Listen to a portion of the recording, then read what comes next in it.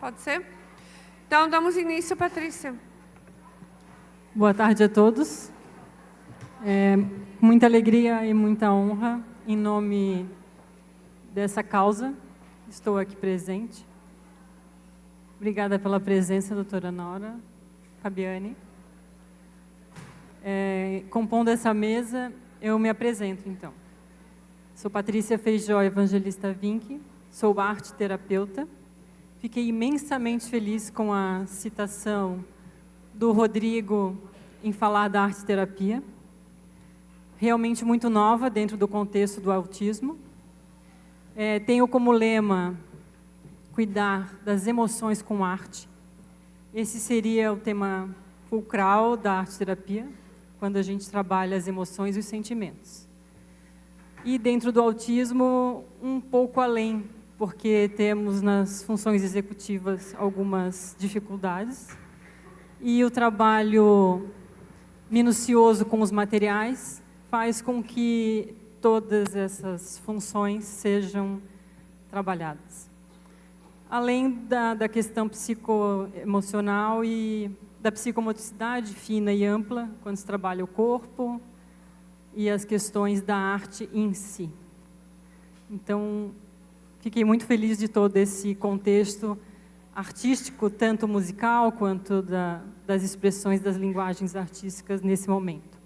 Eu componho também na Clínica da Aprendizagem Espaço Terapêutico em Palhoça, uma equipe multidisciplinar e com membros especializados no autismo, e onde compomos lá com outros profissionais também o curso da doutora Nora, com esse olhar protocolar internacional.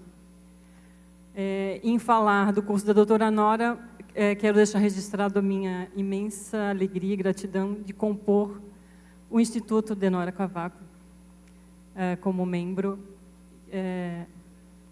Então, sigamos. Muito obrigada. Um pouquinho de cada um. A doutora Nora já se apresentou. Fabiane, então, por favor. Boa tarde, eu sou Fabiana, sou pedagoga, atuo com educação especial já há alguns anos, né? E sou funcionária pública do Estado, na Fundação Catarinense de Educação Especial, e 10 anos dessa minha caminhada eu passei na PAI de Florianópolis, acompanhando também esse processo de inclusão, tanto de crianças autistas quanto de crianças com outros tipos de deficiência. Atualmente eu faço parte da gerência de capacitação e extensão da Fundação Catarinense, realizo esse trabalho de assessoria no Estado, com relação também às pessoas com deficiência e autismo, e essa orientação numa área mais abrangente, em termos de Estado. Então, agradeço o convite da Janice e estamos aqui à disposição.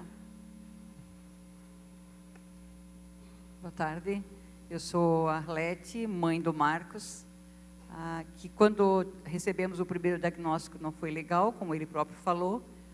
Tivemos que fazer uma tal de ponte, que hoje foi comentado, tá? Levando então, ou seja, reorganizando todo o cérebro de Marcos. Todas as atividades que foram feitas com ele, desde bebê, trouxe resultado agora, depois quando veio o diagnóstico de autismo também.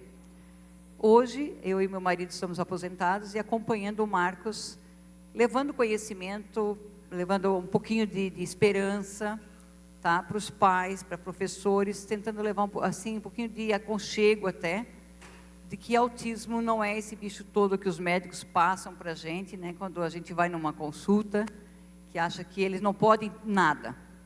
Mas, pelo contrário, estamos aqui para provar que podem. Eles podem sim, desde que a gente oportunize para eles, tá, tudo o que for possível. E tenha muito amor e paciência. Quando a gente pensa que 150 vezes a gente falou a mesma coisa e ele ainda não aprendeu, é que nas 151 é que ele vai aprender só. Mas então não desanimem, não desistem. Crianças que não falam 3, 4 anos, não se desesperem. Continuem dando informação. E eu, como mãe, estou fazendo essa parte, acompanhando o Marcos agora no canal dele, né, que é fabuloso, e ajudando as pessoas, quando precisarem, é só nos chamar. Boa tarde, eu sou o Marcos, eu tenho uma iniciativa de incluir o autista e discutir essas questões de uma maneira direta e simples por via da internet, com todo o dinamismo que a gente sabe que as redes nos proporcionam. E o meu canal no YouTube é o trabalho que eu me dedico mais tempo. Eu também escrevi recentemente um livro de crônicas sobre a vivência autista, que também é um pouquinho da contribuição que eu posso dar para a questão da inclusão, fazê-la de uma maneira mais assertiva e direta. E me dá muita alegria abordar o tema autismo desse jeito. Não só os desafios que por autistas são enfrentados, mas também as capacidades que o autista possui em resolver essas questões e entregar a produtividade para toda uma sociedade, para o Brasil e, quiçá, para o mundo também, né? Porque a gente possui potencial para tanto, basta que acreditem-se nele. Sou Rodrigo Tramonte, sou desenhista, palestrante da área de autismo desde 2013. Então, entrei nessa área de... Ao contrário do Petri, que já descobriu a condição de autista numa tenridade, eu descobri a minha condição só há pouquíssimo tempo, aos 30 anos. Estou com 37 atualmente. E essa descoberta foi um divisor de águas na minha vida, porque eu passava pela mesma agonia, pela mesma crise existencial que muitas pessoas sem diagnóstico também passam. Sabia que era diferente da maioria, mas não sabia que isso tinha um nome. Não sabia que tinha outras pessoas que passavam pelo mesmo. Eu já era reconhecido por ser um desenhista, por ser um cartunista, mas as pessoas nem sempre me entendiam como um ser humano. Sempre me achavam o meu jeito muito esquisito, muito diferente. Depois dessa descoberta, inclusive foi uma pessoa da fundação que identificou os traços em mim. Finalmente eu parei de me sentir um estranho. A partir daí, além do desenho, o autismo também se tornou um dos meus interesses principais. Também se tornou um hiperfoco. A partir daí eu também comecei a fazer palestras, onde eu falo exatamente como usei o talento artístico, como usei a minha habilidade para superar as dificuldades. Então, como eu falei, no âmbito pessoal, ainda estou me conhecendo, ainda estou aprendendo a fazer algumas coisas que a maioria das pessoas sem autismo aprende desde cedo, mas no âmbito profissional, tanto como artista quanto autista, eu consegui superar bastante coisa. Consegui ir muito mais longe do que muitos não autistas, assim como o Petri. O Humor Azul, que está sendo adotado em meu livro, o Humor Azul, que está sendo adotado em escolas, em clínicas, com material didático, é uma dessas conquistas das quais me orgulho bastante. E, assim, só fechando aqui, eu vejo que tem outros autistas que estão se inspirando e aprendendo a se conhecerem, a contar suas histórias. É isso que me dá orgulho de fazer esse trabalho.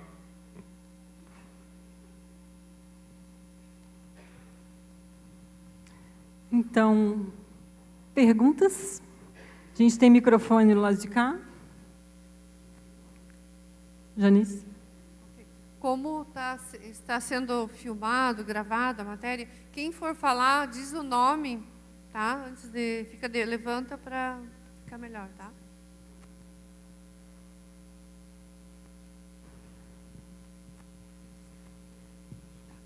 Boa tarde. A minha pergunta é para o Marcos Petri.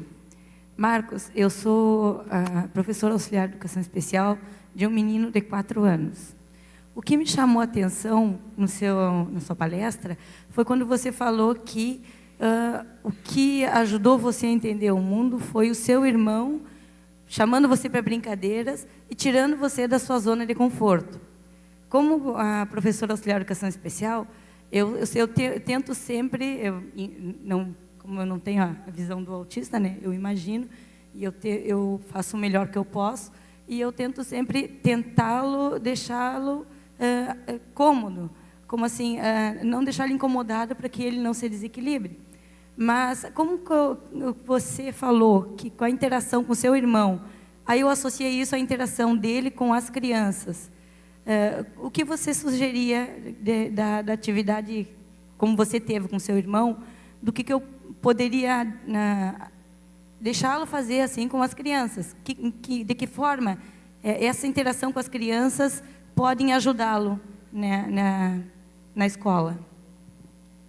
Olha, a interação ela tem que ser direto ao ponto, sucinta e sempre o máximo possível transparente. Era isso que meu irmão fazia. Aqui estava o pneu, vamos brincar.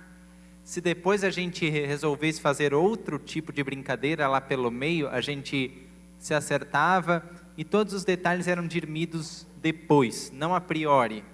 Porque se tu tentas fazer uma intervenção muito detalhada, porque eu quero que tu brinques, por favor, brinque. Não.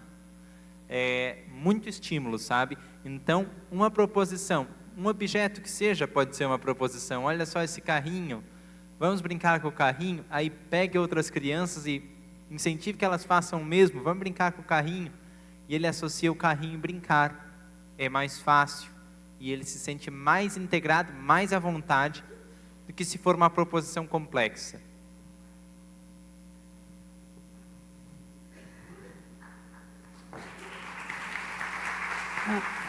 Pergunta ali. Quero cumprimentar com muito carinho aos componentes da mesa e aos presentes, aos organizadores. Eu tenho deficiência visual, para quem não me conhece, meu nome é Jairo. Aportou em nossa família uma criança que eu amo de paixão, e eu quero passar um cenário bem rapidinho para que vocês nos auxiliem. Marcos Petri, você está em nossa família por intermédio dos teus vídeos e tem nos auxiliado de sobremaneira. Muito, muito, muito, muito obrigado. A família a qual eu me refiro, ela é da seguinte forma: é um casal que trabalha bastante, uma criança de 13 anos. Vamos trocar. Pois é. Esse aqui é mais bonito. É por isso que eu falei que eu quis trocar.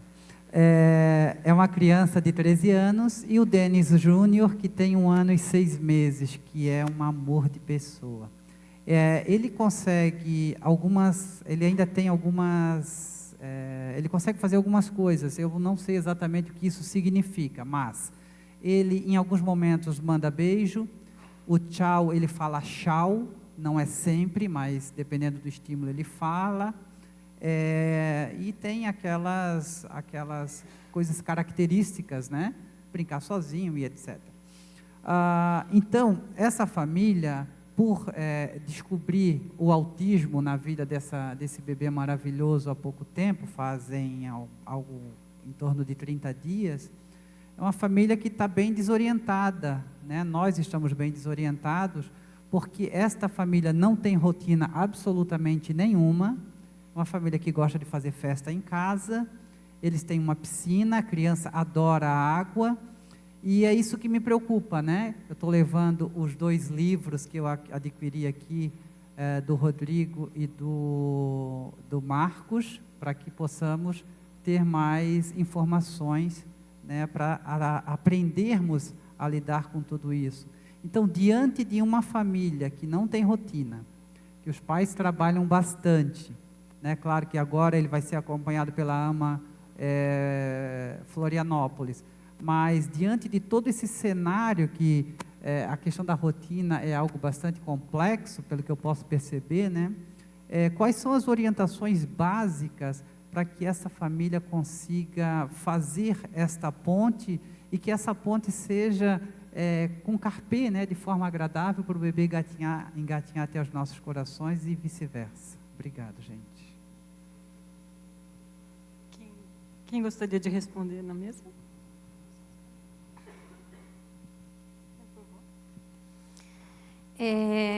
Esse primeiro, o contato com o diagnóstico, ele não é fácil para ninguém. A gente que costuma acompanhar as crianças, né, acompanhar as famílias, é um processo realmente um pouco doloroso, porque toda mãe, quando está grávida, tem uma imagem, né, do filho que quer ter. Então, esse primeiro contato é bastante doloroso. As orientações que a gente faz, ainda mais para uma criança com essa faixa etária, é procurar os serviços de estimulação precoce. Por quê? Porque o quanto antes a gente sabe que essa criança vai ser atendida, muitas das características podem ser minimizadas e, além disso, o ingresso na escola regular também. É claro que a obrigatoriedade é a partir dos 4 anos de idade. Mas o quanto antes ela entra na escola, a gente tem observado também avanços significativos. A intervenção precoce, tanto que eu falo, tanto a estimulação precoce, daí na área da fonoaudiologia, da pedagogia, da fisioterapia, que trabalha bem as questões da motricidade, das questões de coordenação motora ampla, também são importantes. E procurar o apoio também psicológico dessa família, é bem importante também, né, um acompanhamento psicológico. E tentar organizar essa rotina, porque a rotina estando organizada para a criança, a rotina organizada na família também vai organizar a criança. Mas o que eu tenho percebido nesse tempo que eu estive com crianças pequenas é que o ingresso mais precoce possível, os resultados são muito mais significativos. Então, isso é muito importante. Não sei se alguém... Colocando assim ainda, pessoal, que se a criança dita normal, ela tem que passar por todos os estágios para desenvolver as 6 inteligências, um especial, ou seja, autista, precisa também. Então, se ela não tem iniciativa, nós como família, nós como amigos, temos que resgatar essa criança. Porque ele é um ser humano, como qualquer outro, com direitos, tá? E ela tem capacidade. Então, orienta os pais, dá sim toda a atenção do mundo para essa criança, ficar atento, observar essa criança e ir lapidando e dando os auxílios em volta. Não deixa eles ficar lá 40, 50 minutos seguidos num videozinho, muito prendado. Tira sim, não chegar lá e tirar que nem um estúpido, um grosso, né? Mas sempre com muita fala. Autista gosta, como o Marcos mesmo falou na palestra, de muitos exemplos, equiparar as coisas. Então, Marcos, não pode isso, por aquilo. E não arrancar da mão. Marcos, vamos sair agora de bater o copinho, girando lá no pincelzinho. Vamos dar uma caminhada com a mãe? O pai vai ver as ovelhas, vai junto com o pai. Tirar da zona de conforto. Essa é a base de tudo. Gente, é só para vocês fazerem um pequeno adendo, porque a minha mãe citou 6 inteligências. Essas 6 inteligências são, segundo o método Glenn Doman, os 6 comportamentos básicos que um bebê humano desenvolve ao longo da vida. Então, a inteligência motora, a inteligência tátil, a inteligência visual, a inteligência vestibular ou a faculdade de equilíbrio, a inteligência verbal e a inteligência olfativa. Então, são 6 padrões básicos para o ser humano se desenvolver. 6 inteligências inatas e que podem se desenvolver ao longo da vida. Basta que o bebê tenha os estímulos com a regularidade e com uma certa ênfase. Essa é a palavra, me fugiu agora. Um pequeno adendo só.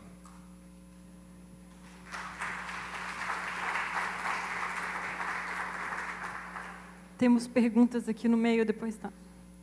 Por favor. Olá, eu me chamo Tayana, sou mãe do Heitor. O Heitor hoje está com 2 anos e 2 meses. Ele foi diagnosticado com 1 ano e 4 meses e desde então faz já o acompanhamento necessário. A minha pergunta pode ser a Nora, né? Ela pode me responder, eu acredito que ela vai conseguir. Nora, eu vejo relato, tá, de muitas mães que dizem que os filhos conseguem desenvolver a linguagem do inglês muito mais fácil que o português, tá? Então, eu vejo mães dizendo que ele procura o desenho em inglês, que ele consegue se comunicar em inglês, tem essa facilidade, né, em outro idioma do que o português. Então, a gente tem essa dificuldade, eu vejo elas dizendo que tem essa dificuldade de trazer ele para a língua materna, né? E essa é a minha dúvida, o porquê, o que o inglês tem, o que chama a atenção? É uma língua mais lógica, o português é mais amplo, é mais difícil para que eles tenham esse entendimento? Bem, nem todos têm essa especificidade, mas alguns deles têm. Por acaso, tem alguns casos que manifestam um interesse específico por outra língua. Pode ser vários fatores, nomeadamente o timbre, a entoação, vários fatores que para nós podem nos passar assim ao lado e para eles desperta um interesse maior. Tá?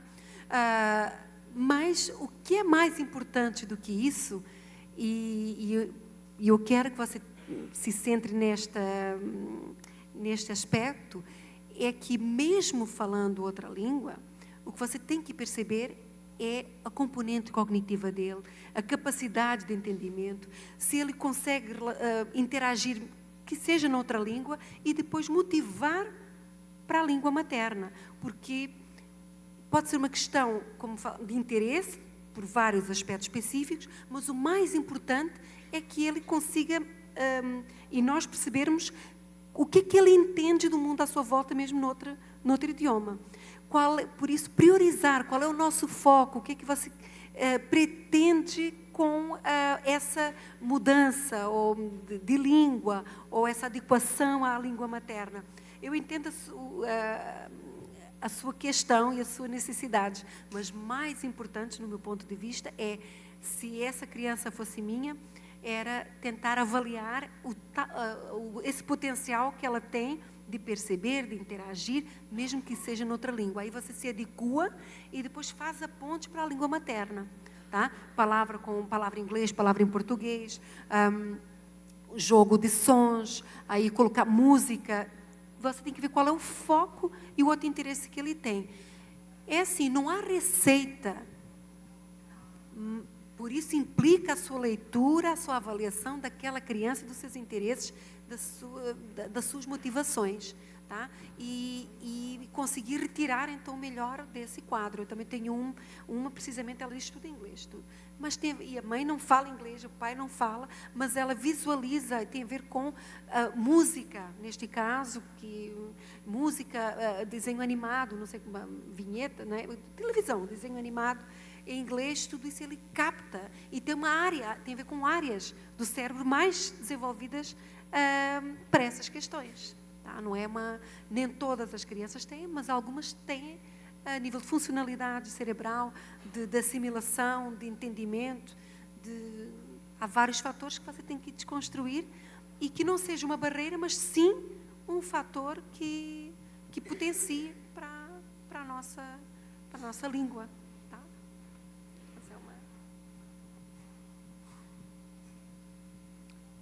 Boa tarde. Meu nome é Sérgio, sou professor de Educação Especial. Tenho duas perguntas, basicamente, da escola. Uma delas é que a legislação fala da inclusão e a gente sabe todos os aspectos positivos da inclusão, mas uma questão que nos coloca a pulga atrás da orelha, que o autista tem uma sensibilidade multissensorial muito forte e a sala de aula na escola pública não é o ambiente adequado para essa sensibilidade. Então, eu gostaria de ouvir vocês falarem sobre isso. Ele tem o lado positivo da inclusão, mas tem o lado negativo dele estar num ambiente que é contrário àquela característica principal dele. E outro aspecto que eu gostaria que fosse abordado é que nós temos autistas na puberdade, com a floração da parte sexual em meio a outras crianças, baixando a calça, se preocupando com esse lado e como que o cuidador pode fazer para lidar com essa questão. A doutora Nora responde? Fica bem. Passo para vocês também. Acho que é interessante. Bem, nós sabemos que a questão da inclusão tem pontos positivos e negativos na componente prática. A ideia o grande objetivo da inclusão é lindo e é muito bom a nível de valores, de formação pessoal, entendem? É fundamental termos uma escola inclusiva que aceite e trabalhe a diversidade. Isso é ponto assente e eu acho que nós temos que trabalhar essa adequação, a nossa adequação nesse ambiente.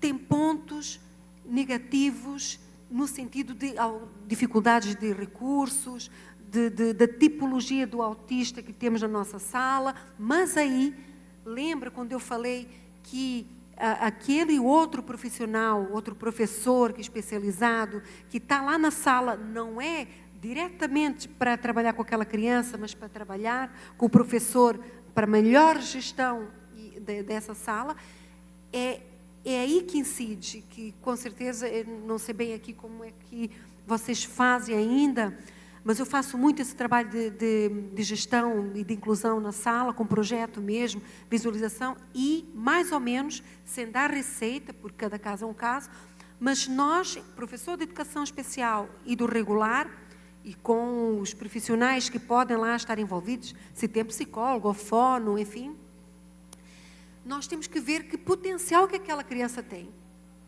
E, claro, sem menosprezar as fragilidades, mas com enfoque no potencial. Eu tenho que ver a capacidade que aquela criança tem de estar dentro da sala dela e que tempo. Por isso, poderíamos entrar aqui na questão da frustração, da percepção temporal, de vários fatores que influem nessa capacidade de estar dentro de uma sala. E, ao mesmo tempo, implica uma gestão. Lembra quando eu comecei e foquei que o professor tem que ser o gestor da sala de aula? Então, eu tenho que saber se eu tenho um autista hiper ou hipossensível a estímulos, se ele é mais apático, se ele tem comorbidades, que tipo de autista eu tenho naquela sala e eu tenho que gerir aquele espaço, eu tenho que colocá-lo num lugar estratégico, eu tenho que estudar o meu grupo, turma, e visualizar e perceber o perfil dos meus alunos por sociograma, várias situações que podemos desenvolver, aplicar, para entender qual é aquele mais tolerante, qual é a criança que é mais aceitante. Tem a ver com o perfil dos nossos alunos. E nós fazemos essa gestão. Porque numa escola inclusiva, não é porque aquele é mais fraquinho, que o outro que é melhor aluno, ou mais, enfim, que se destaca mais, que vem ajudar. Isso não é inclusão. Isso é a utilização até um pouco honesta dos nossos alunos para desenvolver um trabalho que os verdadeiros valores não estão lá.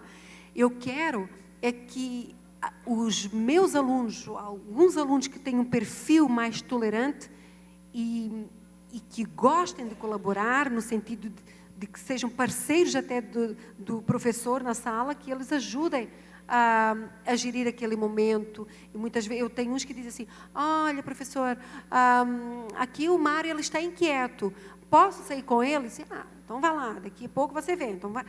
Ele é um elemento valorizado e que pode sair também da sala com o outro, não é porque o outro é autista e que tem toda a regalias, entende? Porque depois temos que gerir também esta componente, não é por ser hiperativo que pode isto ou aquilo, não é por ser autista que pode fazer este ou aquele determinado comportamento ou desenvolver determinada tarefa.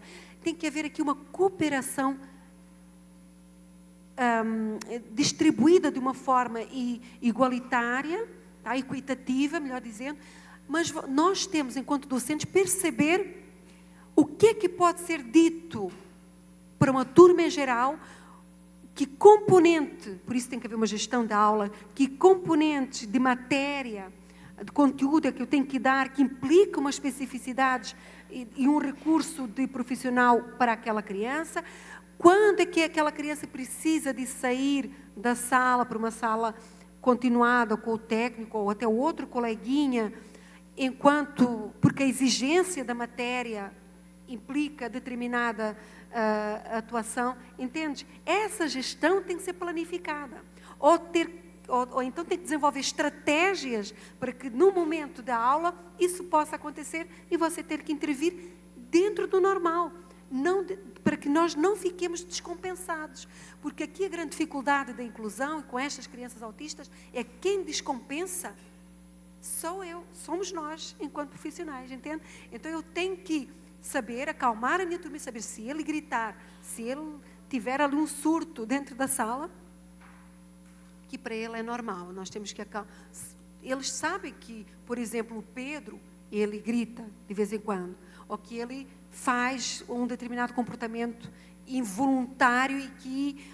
mas por isso a inclusão é tão importante, para que seja normal visualizar determinados comportamentos e que seja normal ajudar e que seja normal sair um pouco da sala e que vão 2 ou 3 atrás e que seja normal uma criança vir ajudar ou ele passar. Entende o que eu quero dizer? Isso é um trabalho que implica o seu à vontade enquanto professor, que isso ocorra dentro da sua aula sem medo. Sem medo. Que ninguém acuse dizendo, ele não dá conta. Dá sim. Porque você respeita aquela individualidade. Por exemplo, se disser que ao Marcos, para ele não fazer determinado tipo de comportamento involuntário, estava invadindo um autista. Ele é feliz, eu sou feliz em aceitá-lo como ele é, e que tem uma capacidade cognitiva que supera qualquer um de nós, possivelmente aqui, mas ele é dessa forma. E todos nós estamos aqui respeitando estas particularidades e sem medo de coisa alguma. Tá? E quando esse medo surge, eu tenho que me trabalhar para isso. Entendeu? Eu tenho que me trabalhar para isso. Eu faço isso todos os dias. Não é uma coisa de deixa ou daquele. Tá? Não é por isso que aquele textozinho que eu li no final, esta condição de saber lidar, não é só do especialista ou daqueles que têm o poder de... Lembram?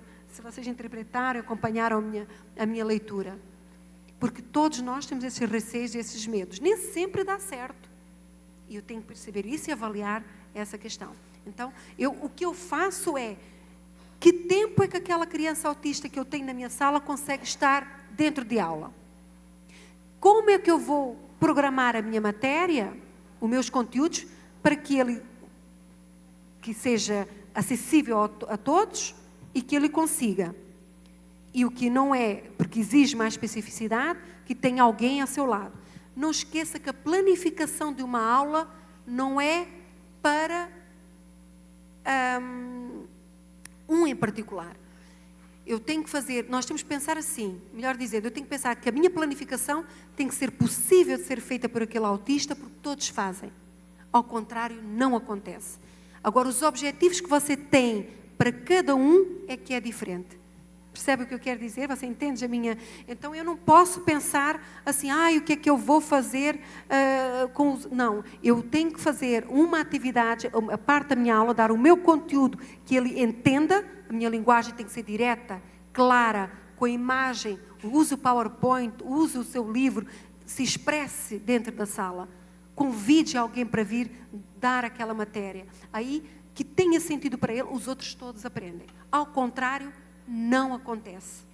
Portanto, se você entender como pensa um autista, e aqui o Marcos disse, seja claro, seja direto, diga, vamos brincar com este carro, ou vamos fazer esta ficha, vamos ler, agora todo mundo vai ler. E aí, você sabe o que é que ele consegue ler, tá? O que não consegue, porque a coisa pior é nós expormos, seja ele autista agora ou não, uma criança que tem uma fragilidade numa situação e nós exigirmos que ela faça. Por exemplo, eu não gosto de ler publicamente, imagina, e nós dizemos, tem que ler assim, vamos ler não sei o quê. Sabe, quando essa confiança estiver instalada e a criança sentir confortável, ela lê, ela fala, sabe, isso é um trabalho do professor. Nós temos a profissão mais valiosa do mundo. Nós temos que... enfim, temos que utilizar tudo aquilo que está implícito nesta arte de ser professor. Então, eu tenho que saber quando retirar, quando manter, e isso é gestão de sala de aula, gestão do meu programa, gestão que momentos tem a minha aula, sabe? Bem, não sei se...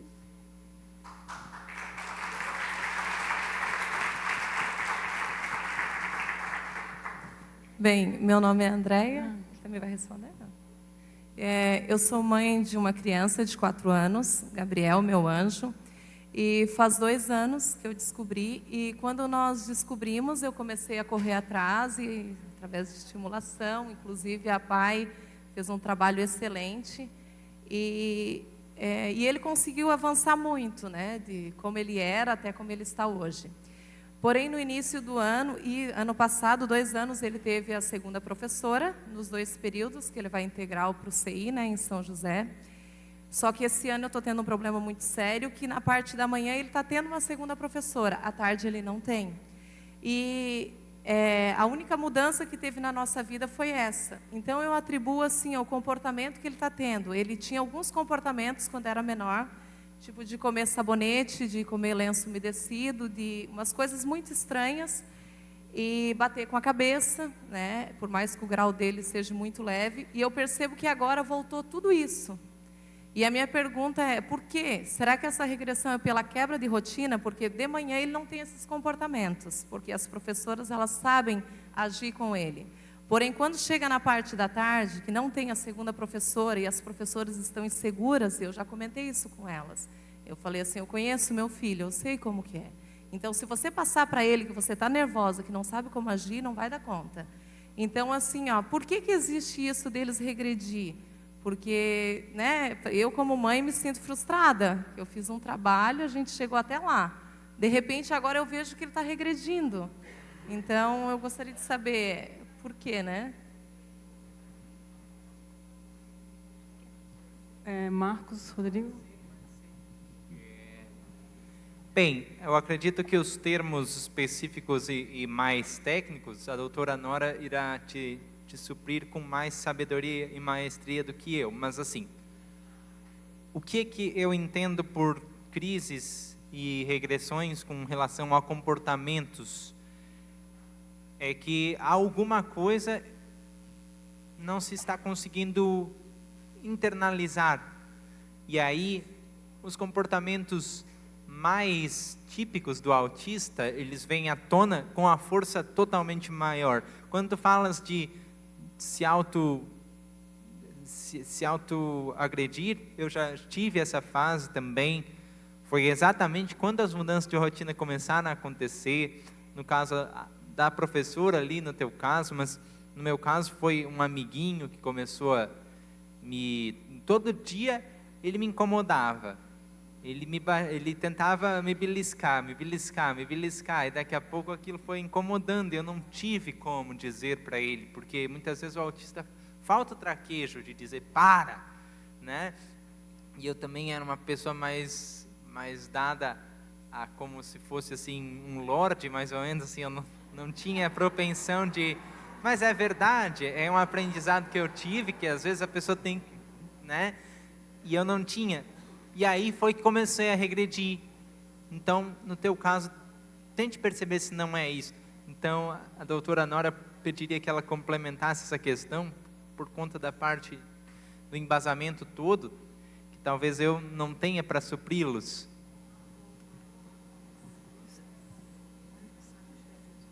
Marcos, vou daqui apaixonada por você. É mesmo, é mesmo.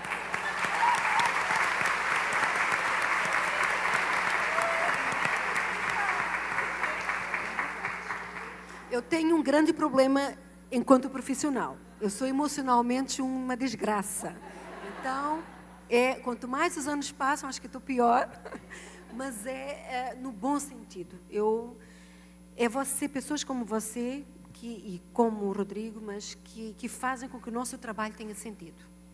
E esta mãe, só para responder e para complementar, Marcos, porque eu acho que você falou muito bem, a rotina, nós sabemos dar segurança, confiança à criança, por isso nós temos que estabelecer rotinas na vida das crianças. Com os autistas, quando nós queremos introduzir algo novo, nós não podemos deixar aquilo que está aprendido, vamos construindo, sabe, do que está assimilado, aprendendo, a gente vai agregando e trabalhando. Neste caso, eu tenho um menino com a mesma situação, que ele, não sei se entendi bem, mas no prolongamento deste meu caso específico, com outra professora, ele destabiliza. Porquê? Porque há vários fatores que podem levar com que ele... Isso é uma chamada de atenção dele, ele vai entrando numa zona de conforto, do que ele fazia que lhe dava prazer, vai se fechando, vai fazendo os mesmos comportamentos que já tinha eliminado, porque estava substituindo por outros igualmente motivadores interessantes. Se ele está voltando atrás, porque eu não acredito que ninguém regrida no desenvolvimento, são chamadas, ele está voltando para comportamentos que são chamadas de atenção do quê? Ele não se sente agregado, ele deve estar mais aquém. Não puxam, como aqui a mãe do Marcos falou muito bem, tirá-lo dessa zona de conforto. Porque se a gente deixar, é mesmo característico deles se isolarem ou desenvolver e manterem determinados comportamentos que socialmente não são os mais ajustados. Então, ele não está sendo realmente trabalhado no sentido de para o desenvolver no caminho certo. Ele está perdendo aquisições por falta de alguma atenção, estimulação que deveria ter sido em conta. Portanto, eu não quero aqui ferir, não sei se está ou não, mas isto é muito importante você ver, falar com a professora e para que isso não aconteça, senão ele vai se fechando naquilo que já estava eliminado, que você teve tanto trabalho para o retirar dessa situação. Não deixe passar, mãe, o seu olhar é um olhar profundo, um olhar atento, você conhece o seu filho como ninguém, seja clara, não desenvolva toda uma postura, já sabe que é muito complicado, estamos aqui trabalhando com áreas, né, com os professores também tão sofridos, não é fácil, mas seja assertiva, mostre os seus medos e as suas angústias e seja sincera mesmo, sabe? Porque muitas vezes pode passar ao lado desses técnicos que estão lá, nesse período, nessa mudança. Ele pode gostar da outra professora e não perceber por que tem que estar com outra. Alguma coisa não foi interiorizada, como disse aqui o Marcos muito bem. Ele tem que entender por que tem que fazer aquilo assim, por que tem que mudar, e ele não sabe verbalizar, não sabe se exprimir, sabe? Então, eu acho que você tem que atuar já, para que não exista essa suposta regressão das aquisições que ele já adquiriu. Porque senão nós fazemos bloqueios. Ele pode deixar de falar, pode deixar de fazer, sabe? Eu acredito nos bloqueios no desenvolvimento e não que parecem regressões, sabe? Mas de um momento para o outro, se nós conseguirmos chegar lá, resgatar essa criança outra vez. Só poderia complementar um minutinho. Com relação a segundo professor, essa nomenclatura ela é usada no Estado, professor auxiliar na rede municipal, não sei qual que é o nome que é dado na rede do município de São José. A gente tem que tomar o cuidado em não atribuir muito mais questões a uma figura, entendeu? Por que durante muito tempo a própria atribuição desse profissional é questionada hoje? Porque o que a gente não quer é que eles sejam muletas.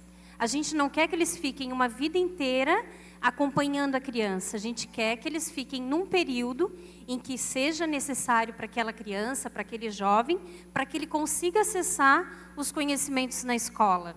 Então, é muito importante também, como tu falou da tua preocupação com relação a um período ele está melhor, no outro ele não está, existe muito também a questão da postura do profissional. Muitas vezes ele pode ter um segundo professor que não tenha uma postura e um conhecimento tão adequado para estar impondo os limites para ele também. Então, isso a gente tem que refletir no papel desse profissional e na importância dele ser um mediador desse processo de aprendizagem e de alguém que impulsione a independência, ou seja, de que eu consiga fazer com que ele entenda algumas coisas antes para que permaneça depois com qualidade. Né? Então, não procure ir na escola, entender, como o Marcos falou, às vezes é um próprio colega, entender a postura dos professores também. Às vezes a gente costuma dizer, quer ver para os autistas mais jovens, né, os adolescentes, precisa de um segundo professor homem ou de um professor homem. Muitas vezes não. ele precisa de uma profissional, de um professor que saiba impor os limites e as regras de uma forma clara, como o Marcos lembra para a gente, né? Então, observar todo esse contexto também é importante. Obrigada. Boa tarde, meu nome é Fernanda, sou de Araguá, e eu tenho uma pergunta para o Rodrigo. A gente tem ouvido muito falar hoje sobre a questão de sair da zona de conforto. O Marcos comentou, todo mundo tem comentado sobre essa saída. E já para nós, ditos normais, típicos, já é difícil, eu estou aqui suando para fazer uma pergunta. Rodrigo, como tem sido para você sair da zona de conforto, tanto antes de você ter o laudo, né, quanto agora que você descobriu, né, o teu laudo de autismo, como tem sido para você sair dessa zona de conforto? Temos muitas perguntas, vamos tentar ser mais objetivo daí. 5 minutinhos para a resposta? Obrigada.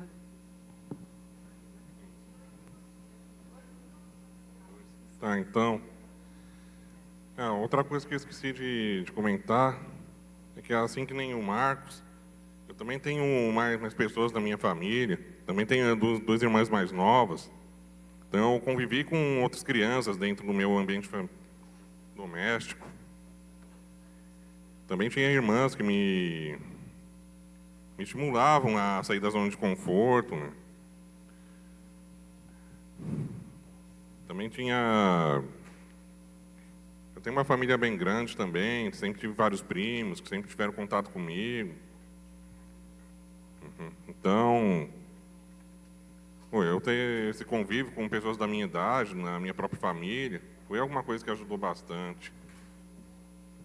Mas antes do meu diagnóstico, antes dessa descoberta,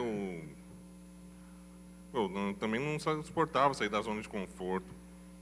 Tem gente que acha que o Rain Man é um estereótipo forçado da pessoa autista, mas tem um comportamento dele que eu também repetia na infância.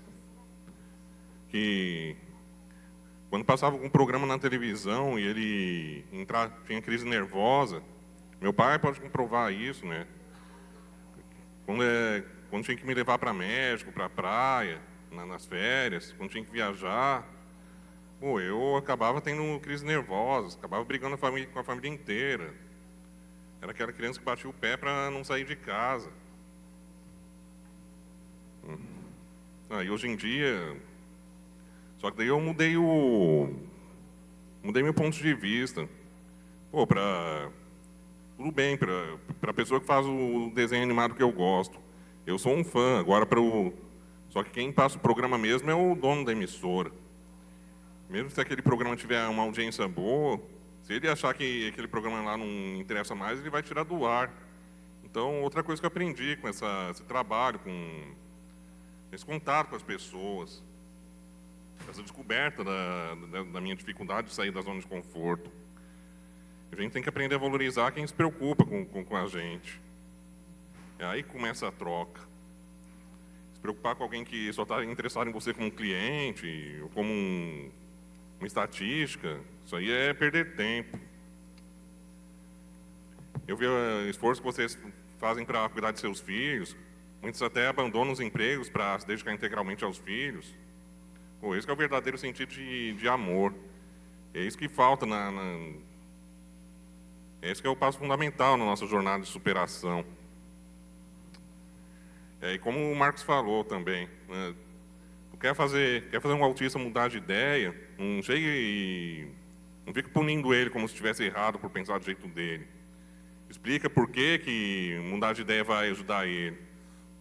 Como eu falei do instinto de sobrevivência, lá na minha palestra, tentar explicar para ele de uma forma mais científica, mais didática, como aprender aquela nova habilidade vai garantir a sobrevivência dele, vai garantir a independência dele. Tá.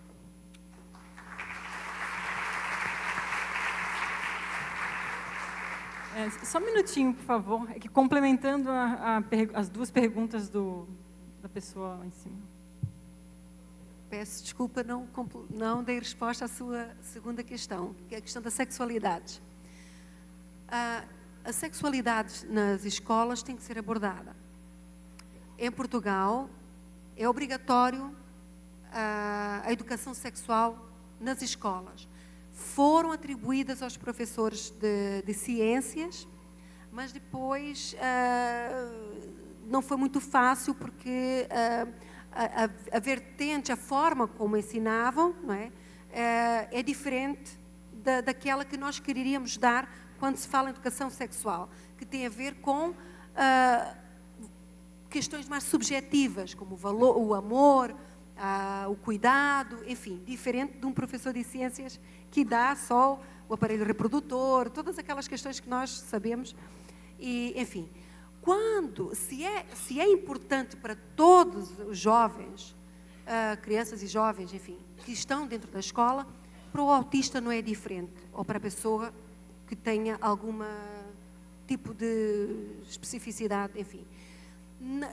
Dentro da minha experiência, eu tenho 2 casos de jovens que estão dentro da escola, são autistas, estão dentro da escola, um é moderado, outro é severo, enfim.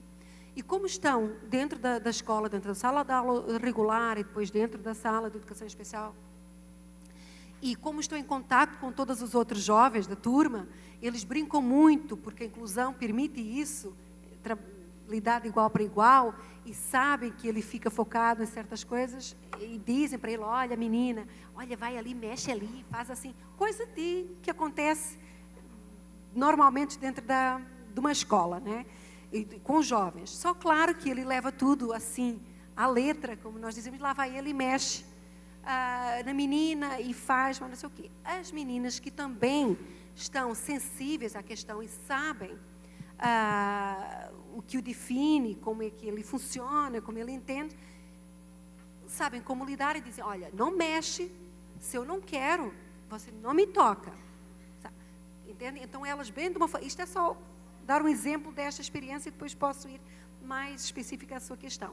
O que eu quero passar para você é quando quando existe uma boa inclusão, quando estas crianças e jovens estão nas escolas com toda a sua forma diferente de lidar, de se comportar, de sentir, quando os outros todos estão sensibilizados e atentos a isso, sabem reagir de uma forma ajustada, sabem falar de uma forma ajustada, sabem colocar limites, sabem falar de uma forma direta o que é permitido, o que não é permitido. E também trabalhar isso com os pais. Vou dar um exemplo muito claro de um caso muito específico também, que os colegas disseram para ele assim, olha, mostravam revistas de mulheres peladas, não sei como é que se chama, assim. E então ele chegou a casa e disse para o pai, papai, eu quero uma revista, disse assim, eu quero uma revista de mulher nua. E o pai ficou assim, sem saber como. Mas ele desejava tanto, ele depois me disse, desejava tanto falar com o filho sobre sexualidade, sobre meninas, sobre namoro, sempre sonhou com aquilo, e pensou, bom, eu vou começar por aqui. Mas vejam só, isto é parceria, isto foi falado entre nós, porque acontecia na escola, e depois ele pediu ao pai assim claramente. Aí o pai comprou. A gente diz, olha, não compra assim, compra uma história que tenha relacionamento, que tenha toda a situação, mas que tenha valores incutidos. E aí o pai explicava para ele, olha, a mamãe, assim como aqui, a mamãe e o papai dão um beijo na boca, se abraçam, se amam, foi por isso que você nasceu, a gente faz, mas tem que os dois deixar, entendeu? Tem que ser em determinados lugares, não pode. Tudo isso, conforme ele vai entendendo, a gente vai explicando. Tudo depende da capacidade de entendimento que a pessoa em questão tem, entendeu? Se for severo, se for um caso que em todo lugar, porque é fisiológico, a masturbação é algo que é natural. A sexualidade, o impulso sexual é algo que é inerente ao ser humano, né? Nós, seres educáveis e socialmente ajustados, a gente se controla, tá? Temos a educação que foi atribuída a nós durante toda a vida, inibe determinados impulsos, não é? Agora, nesta população, nestas crianças, assim, aos jovens que têm mais comprometimentos e, enfim, quadros mais agressivos, de uma forma, se esta palavra é mais adequada, a nível de comportamento, de entendimento, aí você tem que ser mais direto, você tem que ser colocar bem os limites. Olha, não é dizer isso não se faz, isso não se faz aqui. Eu tenho um caso que a gente levou uma luta para tentar entrar em conformidade com aquilo que era a nossa meta, o nosso objetivo. Um deles se masturbava em todo lado, a gente dizia, não pode ser aqui, tá? Assim, a gente não pode estar junto a você. Nós temos que dar uma consequência. Aí a gente levava no banheiro. Aí, sabe o que é que ele fazia? Só para terminar. Aí ele percebeu, olha só a gratificação, ele percebeu que no banheiro conseguia sempre, então ele estava sempre querendo sair para ir ao banheiro. Aí a gente teve que ajustar as nossas diretrizes para que ele não tivesse que ir sempre no banheiro. Sabe, tudo isto implica uma avaliação, mas colocar limites, consequência, recompensa, ou quando a gente fala em punição, atenção, punição não é nada de mal. A gente diz, é uma retirada de alguma coisa que possa, para que ele entenda que, por exemplo, a punição aqui era, eu não fico com você se você fizer isso aqui, isso não é feito aqui, faz no banheiro, faz no seu quarto, enfim, tá? Mais ou menos. Só uma questão da organização, eu vou pedir para a mesa, assim, Nora, eu sei que você tem um monte de coisa para passar para a gente, mas nós estamos com umas 10 pessoas que querem fazer perguntas direcionadas, então, assim, pedir para a mesa ser mais rapidinho e objetiva nas respostas, para a gente procurar atender todos, porque não vamos ter outros momentos, ok? Meu nome é Rosângela, e eu quero trazer a questão para a Nora, só que num outro contexto, porque aqui todas as abordagens estão direcionadas à relação educacional, à escola diretamente, e também à família. Só que eu queria trazer, dentro de um contexto onde essa criança, o autista, ela também tem uma convivência, por exemplo, numa igreja, que é o meu caso. Essa criança, ela participa de uma convivência dentro de uma igreja, e lá existe um trabalho voltado para crianças de várias faixas etárias, ela está incluída numa dessas, só que, por ser uma igreja, aquelas pessoas que se dispõem voluntariamente a dar esse atendimento, essa orientação religiosa para aquele grupo de criança, ela não tem necessariamente, não, ela não tem uma formação para lidar com, especificamente, uma criança, no caso, um autista. Então, eu queria te perguntar o seguinte, as tuas colocações referente às ações que os professores devem ter, deveriam ser também aplicadas a partir do momento que essas pessoas ali não são pessoas, não são professoras formadas, pedagogas, nenhuma nessa área. Então, como a gente agir quando tem uma pessoa assim? Bem, eu fui muito breve numa passagem da minha fala, porque senão isto era um curso, né? E eu fico sempre muito aquém. Não se esqueçam que em qualquer situação, em qualquer contexto, que nós queiramos passar um ensinamento, acho que assim, ou que ele entenda, nós temos que utilizar sempre determinadas formas, seja em contexto de sala de aula, seja em contexto de igreja, seja quem for que está a fazer esse papel. Então, a nossa fala tem que ser direta, clara, sem dupla significação. Se a criança não tem entendimento de... que isto implica uma avaliação a priori também. Se ela não consegue retirar a síntese, que ela não consegue fazer isto espontaneamente, da mensagem, você retira o por favor e o obrigado, aplica mais tarde e diz, aqui não. Gesto associado à palavra, à expressão e ao objeto. Imagem, visual ou objeto. Não faz aqui, ou senta aqui, não faz. Às vezes não é preciso alterar a voz. Não é preciso aumentar, é o tom de voz, a expressão facial, provocar o foco atencional, porque senão você não vai avançar em nada. uma criança autista que não consiga ter esta postura, como temos aqui uns exemplos ótimos, mas só que ela fique numa posição de escuta. Então você tem que ser coerente. Quando eu digo sermos coerentes com aquilo que dizemos e fazemos, se ela fala ou se está a desenvolver um comportamento, eu tenho que estar em posição de atenção, de escuta. E ela ser um exemplo para que ela faça igual. Nem que seja 1000 vezes, seja às vezes que forem necessárias, por isso é que cansa, é por isso é que eu digo que é sistemático, intensivo, exaustivo, seja como for. Mas a gente está a falar de pessoas que têm esta particularidade. E se não fizer sentido para eles, não há aprendizagem, não há internalização. Eles voltam a repetir o comportamento porque não fez sentido para eles. Então, qualquer pessoa em casa, quando eu disse capacitar, treinar os pais, porque eu sozinha não tenho sucesso, é isto. Eu nunca chegaria onde cheguei sozinha. Eu sou aquilo que eu sou, aqui é uma parte de mim. Eu tenho uma equipe comigo em vários locais, eu tenho os pais que estão ao meu lado. Isso é extremamente, seja em igreja, seja em que situação for. Eu vou só dar um exemplo para aqui. Quando me falam de cinema para autistas, desculpem, uma coisa que eu vou dizer. Qual é o objetivo de trabalhar o autista? Não é que ele se adeque a uma adequação social aos contextos, seja ele igreja, seja ele cinema? Então a gente baixa o som do filme, de recursos materiais, tudo bem. Mas o que é que exige o contexto de cinema? O que é que está associado? Se não entenderam percebem o que eu quero dizer? Vocês acham que é para estar ou saltando ou gritando? É para haver um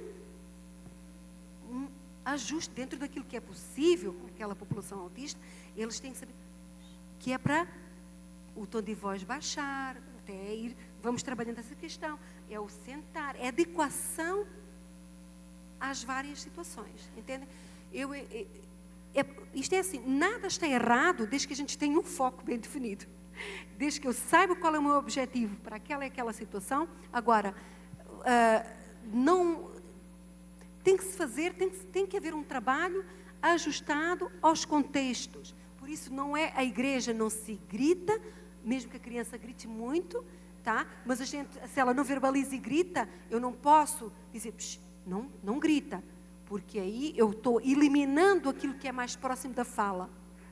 Eu tenho que trabalhar a intensidade do grito. Entende o que eu quero dizer? Isto é tão delicado e tem a ver com tanta sensibilidade nossa que eu não quero que me interpretem mal. É uma questão de cada caso. É um caso, por isso eu quando digo assim, não grita, ou não, seja o que a gente faz, nosso tom, a gente mostra a intensidade, ou a consequência do grito, né? E vamos nos mostrando como modelo, exemplo, e vamos nos ajustando. Mas para todo mundo, as regras são as mesmas. Por isso, quando dizem, Nora, o meu filho agora vai para a universidade, como é que é agora? E eu penso assim, é igual, só que você tem que ver que faixa etária que ele está, o que ele já adquiriu, o que teve. Enfim, nós vamos complexificando um trabalho que tem que ser.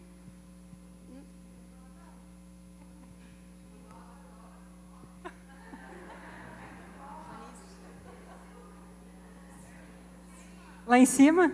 Lá em cima está aguardando, por favor. Só bem rapidinho, tá? Na verdade, nós estamos em um grupo, não necessariamente nós gostaríamos de fazer perguntas, até gostaria de agradecer a Janice pela palestra oferecida pelo Facion, que como mãe de autista, tia de autista, vizinha de vários autistas, amiga de vários, a palestra dele me respondeu diversas das minhas dúvidas. Nós gostaríamos de agradecer a mãe, né, do Petri, por ter vindo aqui. Eu acho que isso foi, para mim, assim, fantástico, ter te ouvido como mãe, né, falar do teu filho. Nora, não é só você, né, que está apaixonada pelo Petri, nós também estamos. Né? Petri, estás muito cobiçado. Tramonte, também. E nós já te falamos lá embaixo. Estamos aguardando o teu livro, né, porque tu falaste... como um galanteador, né, sobre as mulheres, agora eu esqueci, tu vai ter que escrever isso no teu próximo livro. Né? Nós gostamos muito da forma como tu colocaste, né, as questões. Agradecemos muito vocês dois por estarem aqui esclarecendo. Vocês são o espelho do que nós, né, como mães de autistas, esperamos dos nossos filhos. Nós trabalhamos muito para isso. Temos poucos, né, profissionais na área da neuropediatria. É muito difícil nós encontrarmos um profissional, né, que atenda todas as nossas dúvidas, né, em relação a isso, mas vocês esclareceram várias coisas hoje, tá? E ficou uma dúvida. Não, na verdade, eu gostaria até de comentar o que o professor, né, da educação especial, esse moço de camisa azul, né, comentou em relação à escola regular. Meu filho está com 5 anos, com 2, eu coloquei ele na escola regular, eu sou professora de escola regular, né, e eu acredito que a escola regular justamente é para a socialização, né. Nós temos o professor 2, que tem uma função auxiliar, né, de estar justamente conduzindo, né, se necessário, né, essa condução. Até porque assim, ó, o meu filho faz várias terapias alternativas, né, já fez trabalho com TO, com fono, ecoterapia, e ele desenvolveu muito. O nível dele de dificuldade era muito grande. Então, as terapias alternativas com diálogo, que eu acho que é isso que nós precisamos desenvolver, o diálogo entre os pais das crianças que têm dificuldade, tá? Com a escola regular, para facilitar essa conversa. Na verdade, as terapias vão superar todas as dificuldades. E a escola regular vai continuar fazendo o papel dela, né? Ninguém exclui ninguém, na verdade, a gente só inclui enquanto escola regular. Todos os meus alunos que têm problemas na escola regular fazem todas as atividades. Normalmente, eu nunca tive problemas com alunos com problemas, por exemplo. Todos realizam todas as atividades dentro das suas limitações, mas fazem todas. Tá? Então, muito obrigada. Tá? E a última pergunta ao Petri. Me interessa saber, Petri, como você aprendeu a falar várias línguas? Por vontade própria, iniciativa própria, estímulo? Através da musicalização que aconteceu comigo desde pequeno, houveram músicas espanholas, portuguesas, brasileiras, e cada uma delas trazia uma sonoridade. Então, eu incorporei a linguagem do inglês, por exemplo, também, a partir desse processo. E aí, para frente, foi só estudar e fazer desta aprendizagem cada vez mais complexa.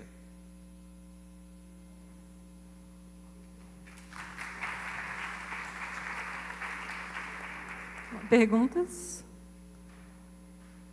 Aqui tem 2.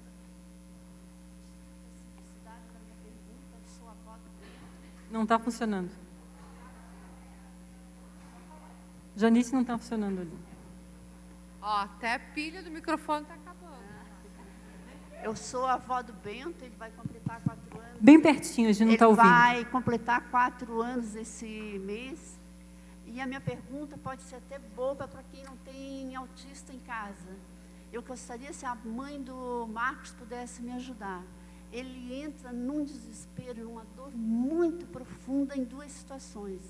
Uma é quando ele está com um brinquedo que quebra, alguma pontinha, alguma coisa que tu não tem como consertar. E mesmo que tu colar para ele, não é consertar. Mas ele chora com uma dor muito profunda. E em outra situação, é quando ele está ali brincando, feliz, está ali, ele gosta muito de pintar junto comigo, ficar pintando. Ele para, mas não só comigo, em qualquer situação, e ele fica paradinho e começa com esse choro profundo, profundo, mas com muita lágrima que eu tento afagar, mas não consigo. Mãe, isso é a coisa mais normal do mundo, porque o autista ele é muito sensível, ele tem um apego muito grande aos objetos, aos brinquedos. Imagina um carrinho. O carrinho é o brinquedo predileto deles pelo rodar das rodinhas, né? Pelo desenvolver, que é a característica do autismo, que é o círculo, é o brinquedo preferido. Marcos não era diferente. Ele não entendia por que o carrinho quebrou, como? E ele tentava de todas as formas colar, mas não dava. E a gente criou um método. Nós sentávamos perto dele e a gente mostrava, filho, não tem o que fazer. Dá para entender? Não tem. Ó, quebrou. A única forma é comprar um... Não, mas era esse que eu queria, porque era esse que eu gosto. Tá. Se tu chorar, se tu berrar, se tu espernear, não vai mudar a situação. Aconteceu. Tu não fizesse de propósito, ninguém fez, mas quebrou. Outras coisas também quebram. Daí eu levava ele para ver. Ó, o ferro da mãe queimou. Se a mãe chorar, ele não vai se arrumar. Então, sempre comparar, levar que outras coisas também estragam. E que é possível, muitas vezes, não é possível arrumar, mas dá para substituir. Então, na primeira vez, não é na primeira vez que ele internalizou. Eles levam mais tempo para internalizar. Ah, tá, então quebrou, não adianta chorar, porque não volta mais, não volta. Entendeu? E quanto ao desenho, possivelmente ele traz uma lembrança naquele momento. Ou uma tristeza, ou alguma... Terias que tentar assim, conversar com ele para entender. Mas o que está acontecendo? Por que tu choras nesse momento? O teu desenho está bonito, ou o que parece esse desenho?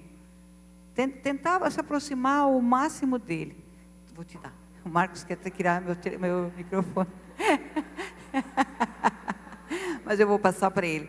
Entendeu, mãe? Então, é muita paciência, muita articulação. A mesma coisa, só uma entenda ali sobre sexualidade, é a mesma coisa. A sexualidade começa dentro de casa. De bebezinho, passar para o nosso filho que é normal. Tá? Que é a coisa mais normal do mundo, que pai e mãe não precisam se esconder do filho quando vai tomar banho, porque assim eles vão encarar com naturalidade. Que chega uma hora de a masturbação, vai chegar, e daí nós vamos ter que chamar o nosso filho antes de começar, antes, e dizer, filho, vai acontecer, mas é ali ó, no teu banheiro, portinha fechada, tu vai se descobrir, é gostoso, claro que é, mas lá não, na frente dos outros é feio. Então são preocupações N que nós vamos ter, mas nós primeiro em casa, educar o nosso filho, somos nós pais, na escola eles vão ensinar. É exatamente por aí, é a questão da paciência e da constância sempre, né? Tem que ser paciente e dar estímulos constantes para que eles internalizem com mais tempo.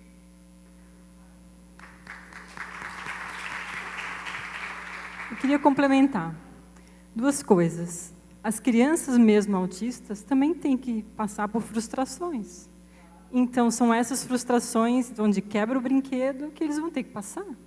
A consequência, ou vão chorar, mas é o quê? É mostrar, dar significado ao que aconteceu e passar afeto, passar carinho, ter paciência, sentar na frente e esperar que o choro se controle. E a questão do desenho é exatamente a questão psicoemocional. O que ele está pensando, ou o que ele sentiu, que emoção ele está tendo naquele momento, que ele expressou daquela forma, com aquele desenho, ou até com aquela cor. Eu tenho pacientes, tenho crianças que só pintam uma cor. Mas o que ela quer dizer com só essa cor? E assim a gente vai trabalhando dia a dia, um pouquinho de cada vez. Paciência, afeto, flexibilidade, amor. Aqui na frente.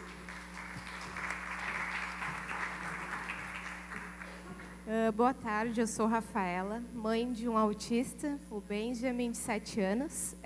7 anos. Um autista classificado como leve, né? Eu tenho uma dúvida que também pode ajudar outras mães. Ele é um pesquisador nato de dinossauros e animais, sabe todas as espécies, o que eles comem e tudo mais. Só que ele sofre com muito medo da aproximação de animais.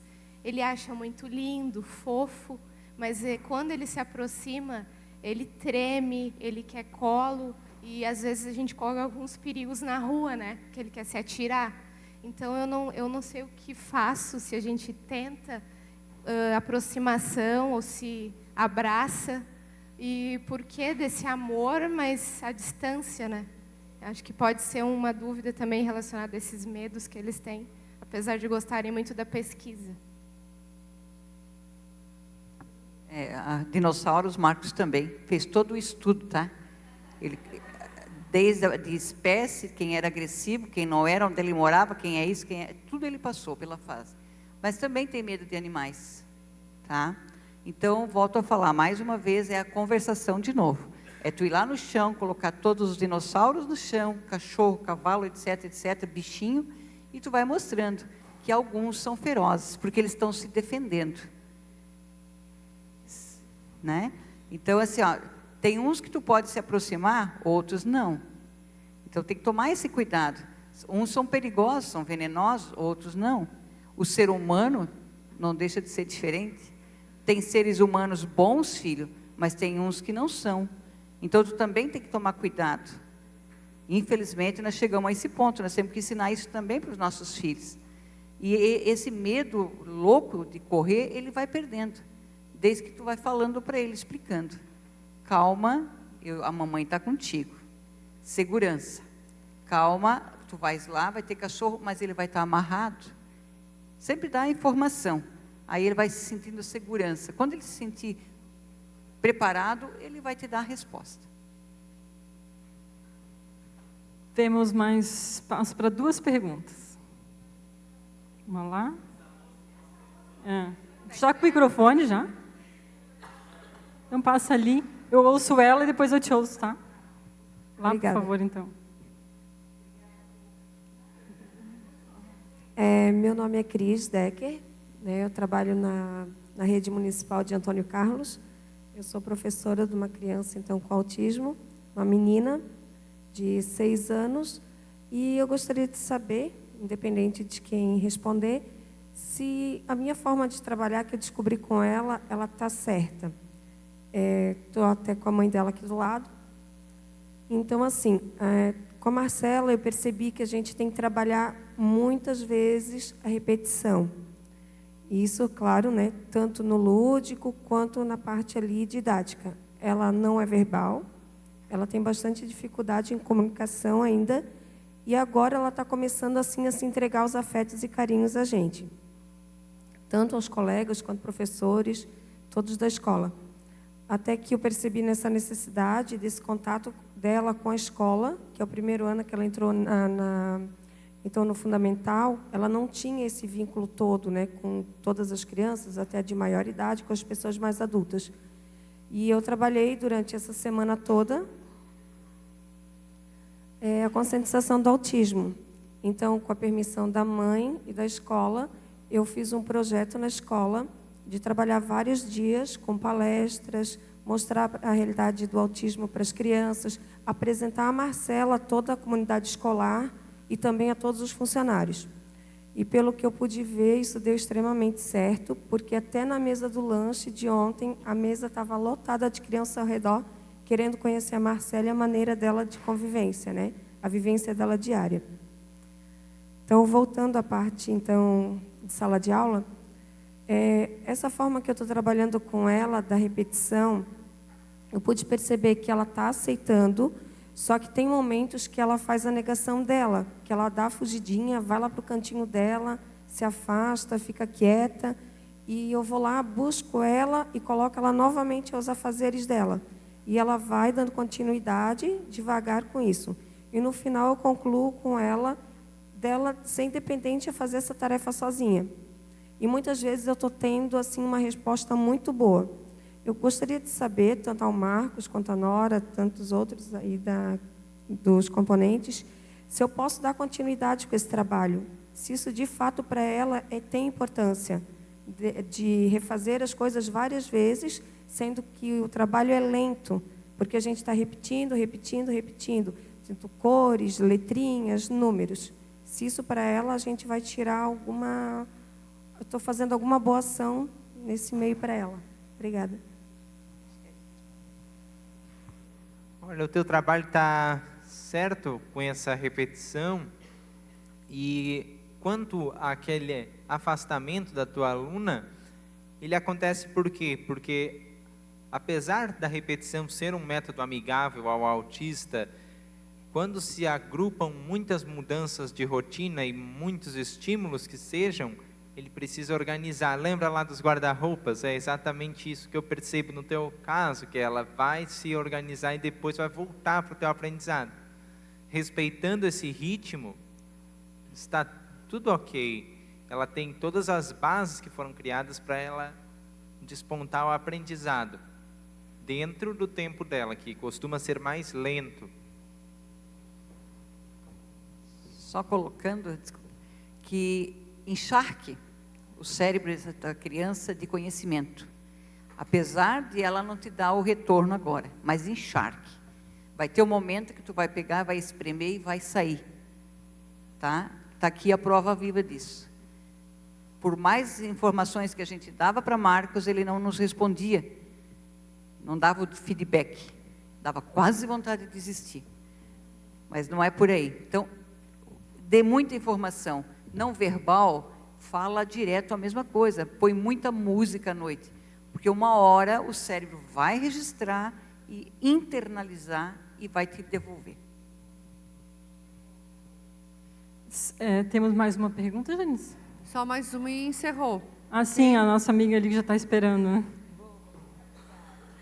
Boa tarde, eu sou Letícia Mello, eu sou neuropsicopedagoga e trabalho com crianças com autismo. Foi maravilhoso estar aqui hoje à tarde para poder aprender, porque a gente aprende que não sabe tudo. E que bom que a gente não sabe, para continuar sempre em busca do melhor para as nossas crianças que vão se tornar adultos. Então, eu quero saber do Marcos e do Rodrigo, que tipo de acompanhamento vocês têm hoje para serem famosos e terem todo esse desenvolvimento que vocês têm? Que tipo de equipe multidisciplinar vocês são acompanhados e se são?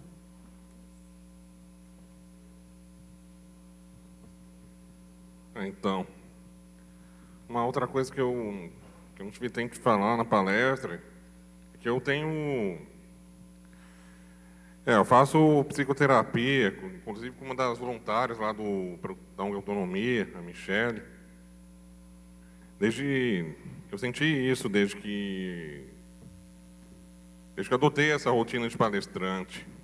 Se já é desgastante para uma pessoa sem autismo, imagina para uma que nem eu, que nem o Marcos. Então, eu só sigo essa rotina porque eu tenho um acompanhamento psiquiátrico. Eu também tento cuidar da alimentação, mas tento fazer atividades que me acalmam. Até uma outra coisa importante é que eu sigo a vertente que defende, que apoia que, em vez de entupir o autista de medicamentos, fazer como a Arlete fez com o Petri, fazer como eu fiz quando me dediquei aos desenhos, usar o hiperfoco dele, usar a arte-terapia, inclusive, para ele conseguir expressar o que ele sente de uma outra forma. Isso pode dar até mais resultado. Tem casos que precisam da medicação, porque o autismo nem sempre vem sozinho, ele quase sempre vem com comorbidades, e isso sim são doenças. Mas essa dificuldade aí da interação social, essa dificuldade da expressão, tem que ser estimulado de outras formas. Como já disseram aqui, não é chegar para o autista e falar, seja sociável, aprenda a falar. Plantar a ideia na cabeça dele. Fazer ele desenvolver esse interesse por si próprio. Eu não faço, eu tenho estado longe do acompanhamento de psicólogos, mas eu tive, durante assim, os 16 até os 21 anos, eu fui à psicóloga para entender essas questões, e hoje o que eu tento fazer para não sucumbir a pressões é escrever. Eu escrevo como uma forma de externalizar. Eu acho que o que o Rodrigo falou de externalizar o sentimento resume tudo. E uma vez que tu consiga externalizar o sentimento que passa por tua cabeça e coração, e espírito, alma, seja lá que instância superior vocês acreditem, pode se regular também o que se chama de autorregulação, né? A estereotipia é uma autorregulação, mas eu posso substituí-la hoje pela música. Por exemplo, tem um compasso, né? Eu até vou falar disso num vídeo à primeira mão para vocês aqui, um vídeo que eu pretendo abordar, um vídeo que se chama Estereotipias do Rock. Mas por quê? Porque se vocês veem as bandas, né?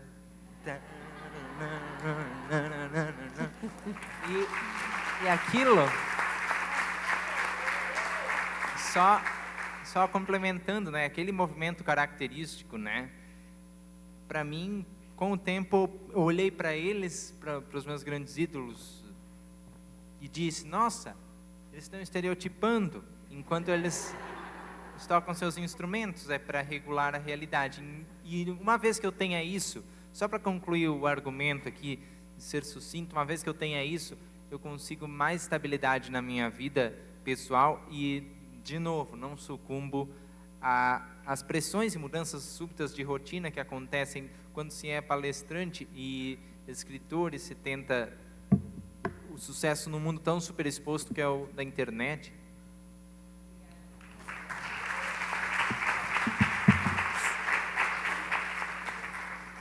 Só complementando aqui o que o Marcos falou, eu também faço isso para aliviar a tensão. É uma coisa que é comum no cérebro do autista, ele acumular muita informação de uma vez. Por isso que causa agonia às vezes. Então, para aliviar isso também, adotei o hábito de escrever meus pensamentos em cadernos.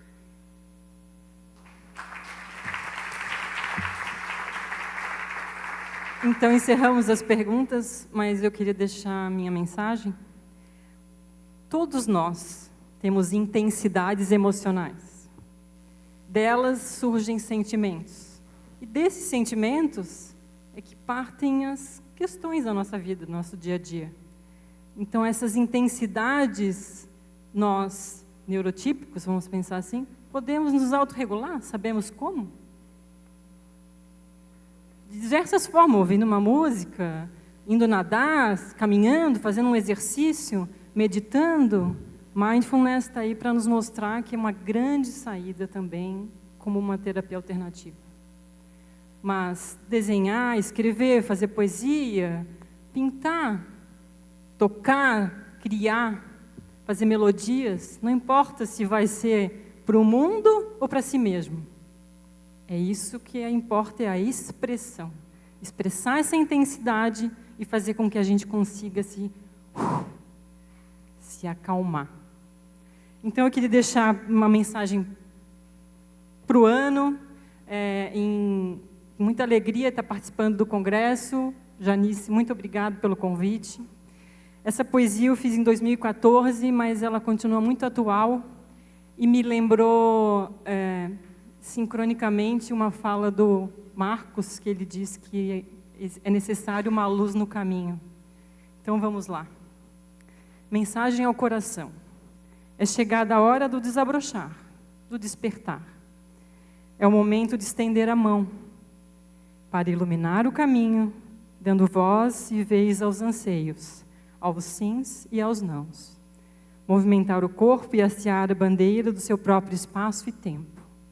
Permitir que as sementes germinem, os sonhos floresçam e seu próprio caminhar ganhe vida. Fortalecer as virtudes e os valores, honrando, respeitando e mostrando que é possível um caminhar na luz, consigo, com o outro e com a humanidade. Poder ver brotar o ser humano da paz e do amor, onde o criar e a criação serão frutos da sua colheita, cuidadosamente regada pela coragem, pelo compromisso e pela confiança. E para finalizar, lembrando uma frase que tem uma camiseta da AMA, o segredo é acreditar, mesmo que ninguém acredite. Eu acredito. E vocês? Tenhamos um excelente ano. Muito obrigada e até a próxima.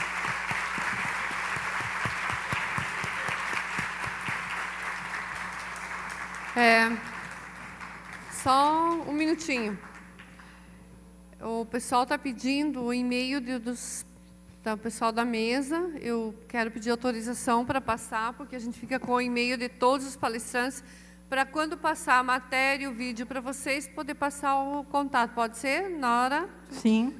A Nora já é brasileira, ela vai para Portugal passar férias, mas está no Brasil com a gente, né, Nora? Mora no coração. Eu agradeço a cada componente da mesa. Rodrigo, parabéns, a exposição, a palestra. Marcos, acho que você ganhou o coração de todos aqui. Arlete, a pessoa que eu admiro, eu já nem chamo de Arlete, chamo ela de mãe, já aprendi, né? Patrícia, sempre disposta, ajudando, contribuindo. A nossa representante da Fundação, Fabiana, né? Chamei de Tatiana o tempo todo. E a Nora, que está aqui com a gente. Muito obrigado. Então, encerrando este